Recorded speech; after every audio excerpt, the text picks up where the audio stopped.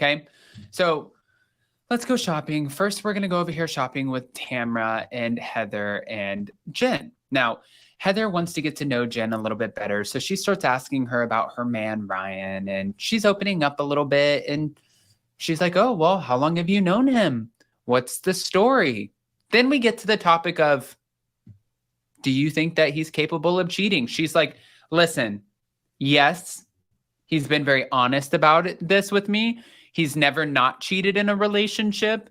But, you know, like our connection, it's different. I'm like, Jen, put drawn, however the hell you say your last name, girl. You are the exact kind of woman that he preys on because you're accepting it because you're the woman who's going to fix this man, right? Is that what? And Heather Dubrow's reading through this, like, I completely agree with what she said. When someone tells you who they are or shows you, believe them. He's already told you. You have a family. You look like, have you seen her intro? She looks like a modern day freaking Brady Bunch. And you gave up this marriage, which maybe you weren't happy with your husband. And I don't think that's for any of us to judge. I wasn't in bed with you both.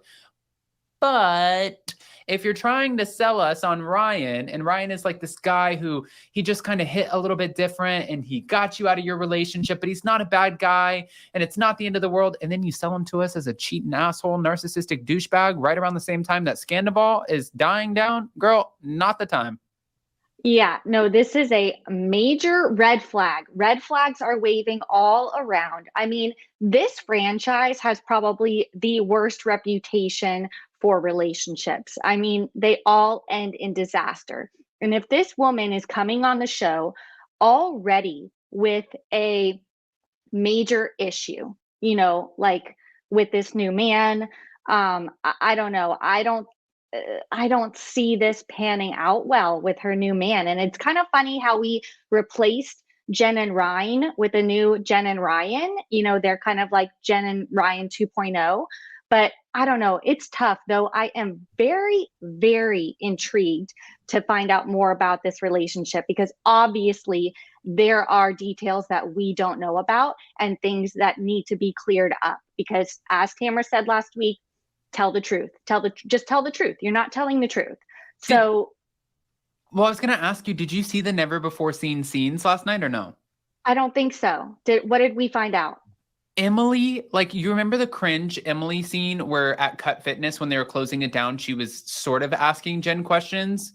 Yeah. Oh my God. The never before seen scene. Like Emily did not let up. She was like, I am securing my spot. She's like, so wait a minute. You sent your husband to go work with your family because you were hooking. So you're going to tell me you weren't hooking up with this man, but yet and she went in so hard. And I was like, right.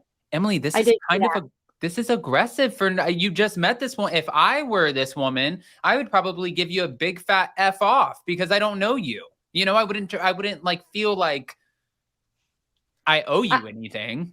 I see that side, but she's on a reality show. You should know that when you come on, like all the skeletons are going to come out of your closet. There is no hiding anything. And these women, you know, they're going to get it out of you one way or another, whether you like it or not.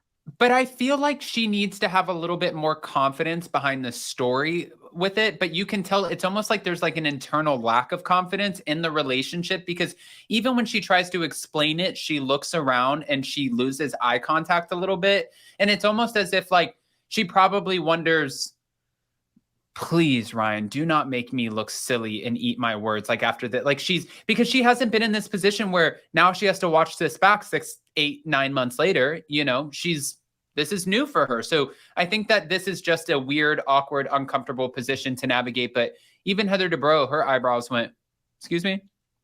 Yes. Yeah, no, I am as intrigued as Heather. Like I need to hear more. And I know that these ladies are gonna dig deeper. This relationship is very, very intriguing to me. I need to know all the details. What are your overall thoughts on Jen or first impression? I like Jen so far. I can see why she was made a housewife and not a friend of. I want more family from her. Like, yes. I want to now get to know more of her. We've made, like, I get it. We're on episode 4. We've introduced everybody. We now know the dynamics. We had to get the cheating out of the way. Now I want to kind of see her more of like a mom. And I want to see how she navigates. Like, it was it was nice to see that Gina was willing to give her a chance and step out of the infidelity box, because let's be real here. And I've had some awkward moments with Gina, especially BravoCon last year. But Gina, I hope let's Oh, not do this again. Just in case we do, I'm going to say what I want to say anyways. Gina, listen, really quick, girl.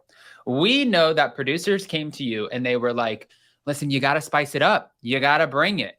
Last few seasons were a flop, just like you said. We need drama. We need you to get into the mix. So you're sitting here on this infidelity storyline, acting like it is so freaking triggering to you, when you are also at the same time portraying to us that you are in such a happy relationship with Travis.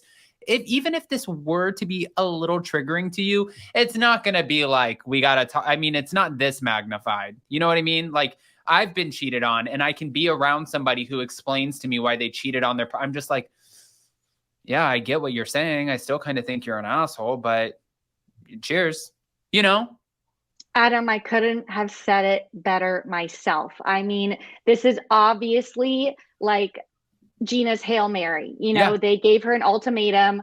They're like, girl, there were rumors that she was maybe going to be a friend of the season. Taylor was taking her spot. Obviously, that didn't happen. But I think that she is on thin ice because she really isn't bringing anything. So she is grasping at straws.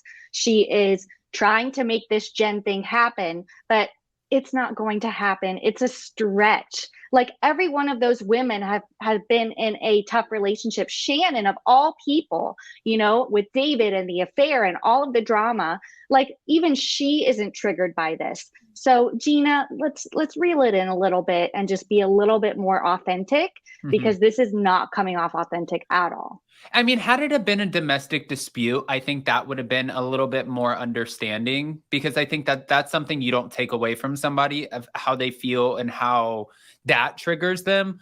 But I think that this one, especially with the way that she came in, and I'm a watcher, right? So I'm watching her walk in with this TikTok, so excited to show Heather Dubrow. And it's like, even in that moment, before you came to the party, you needed something. You went through, you found the TikTok, you kind of got wind about the infidelity. You know that Tamra's coming on way too strong. You can't go up against Tamra, because if Tamra wants you gone, Bravo's putting all their eggs in Tamra's basket right now. She's not stupid. And then Emily's kind of like her ride or die. Shannon's a loose cannon, but who, on the show, I mean, not in real life, but it's like, okay, so she's going to pick Jen. It just seemed like a very obvious move. So hopefully we can move past it. But also, I wanted to ask you about this. Since Heather, Tamra, and Jen were shopping, we pan over and we see the other ladies shopping, and Shannon ends up telling them about this relationship with Tamra, which I thought, okay. So, I mean, this was obviously the first one, but I want to get into this really quick and just say what Shannon said. Shannon updated Gina and Emily about Tamra's apology, but she ended up making it clear that she's not going to brush things under the rug this time with Tamra like she used to. She said, I'm going into it pretty much cautiously optimistic, and we'll see. The one thing I have to give Tamra was, I wanted a little bit more of the drama out of this relationship storyline. But honestly, if I had to choose between getting a little bit more drama or stretching this out the entire season, I am so happy we did not stretch it out. You are so right. I mean, it was really, I don't know. I couldn't choose sides. Both of their points really didn't make much sense, but it did seem like it was a very quick 180 from them screaming on the boat to, I'm so sorry, I didn't mean it. You know what I mean? Like, let's move on. So Yeah. I see how, Shannon, it has walls up. She's not just going to let Tamra in, right away. But I do think that they're better as friends than enemies. They're two of the Tres Amigas.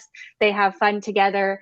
And I think that's what this franchise was missing, that authentic kind of connection between them, because Shannon was kind of on her lone island without, her two other Tres Amigas. So the fact that Tamra's back and they have mended their friendship, I think is really, really good for the show, because like you said, I didn't want that to string along forever. And Tamra knows better. She's been on the show for too long to know maybe what the right time is to kind of mend things.